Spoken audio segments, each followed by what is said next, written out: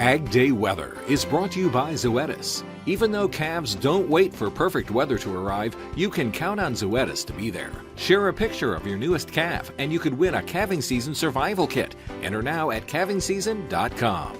We're joined again by meteorologist Matt Yurosavik. Matt, with spring approaching, we're getting a better idea of where drought could be a big issue for planting this year. Yeah, and it's unfortunate that we're still talking about areas with extreme and even exceptional drought.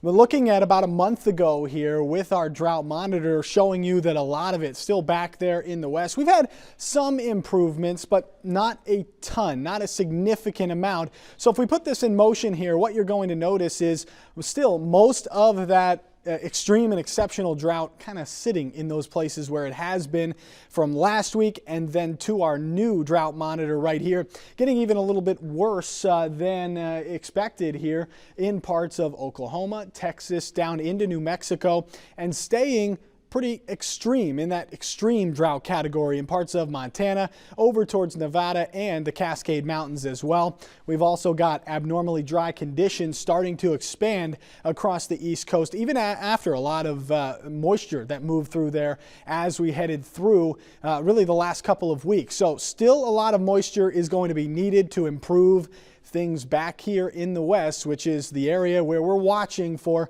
extremely dry conditions as we head through this planting season. Now, the only good thing is we do have this dip in the jet stream. It's going to keep things pretty active, especially in the east as we head through the weekend, but into next week, notice what happens, another kind of dip in that jet stream, which could keep things a little more active back there in the west and even towards the Gulf Coast states heading through the middle part of next week. And then again, another trough kind of swinging on through, and that could be good news next week, watching for some more activity back there in the west where we really need some moisture, maybe even some higher elevation snow as well. So that's something we'll be watching heading through next week.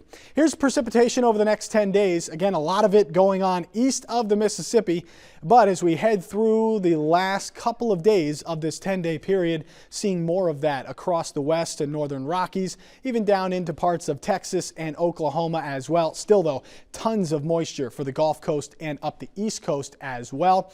And looking at the map here, as this one storm system gets on out of here, it's going to be pretty dry back in the west. So once our big snowstorm for the mid-Atlantic and East Coast gets on out of here, high pressure takes over, and it's going to be a few days before we get more moisture back there in the west. That's a look around the country. Now let's take a look at the weather where you live. Perry, Florida, showers likely, a high of 72 degrees. Chester, Illinois, morning snow with afternoon snow, high of 32 degrees. And Roy, New Mexico, snow showers, then sunshine, a high of 31.